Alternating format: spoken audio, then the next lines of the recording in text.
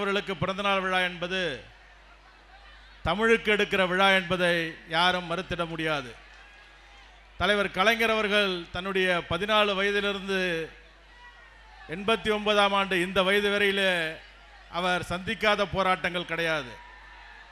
தன்னுடைய ஆரம்ப காலத்திலே தெருவில் இறங்கி இந்தி ஒழிக தமிழ் வாழ்க என்று 14 வயதிலே முழக்கமிட்ட தலைவர் தான் 89 வயதிலும் சேப்பாக்கம் விருந்தினர் மாளிகைக்கு முன்பாக மத்திய மாநில அரசுகளே விலையை குறைத்தது என்று சாலையிலே நின்று போராடிய தலைவர் நம்முடைய தலைவர் கலைஞர் அவர்கள்.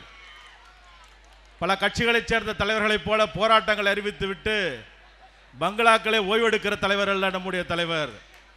போராட்டத்தை அறிவித்தால் தெருவிலே இறங்கி போராடக்கூடிய நம்முடைய தலைவர் கலைஞர் அவர்கள் இன்றைக்கு நமக்கு இருக்கிறார்கள். நம்முடைய ஒவ்வொரு தொண்டனும் இன்றைக்கு பாதுகாப்பு இருப்பதற்கு காரணம் தலைவர் கலைஞர் தான். இங்கே நம்முடைய தனசேகரன் அவர்கள் வரவேற்புரை ஆற்றுகிற பொழுது சொன்னார், ஒரு ஆட்சி சட்டப்படி நடக்கிறதா என்று கேள்வி எழுப்பினார். அவர் மீது போடப்பட்ட வழக்கு பற்றி இங்கு எடுத்து சொன்னார். குண்டர் சட்டத்திலே இந்த அம்மையார் வந்தவுடன் கைது செய்யப்பட்டார்கள். எப்பொழுதுமே ஜெயலலிதா ஆட்சிக்கு வருகிற பொழுதெல்லாம் தனசேகரனை குண்டர் சட்டத்திலே கைது செய்வது வாடிக்கை. அவரும் ஒன்றும் அதற்காக பயந்தவர் அல்ல, நாங்களும் அதற்காக பயந்து போனவர்கள் அல்ல.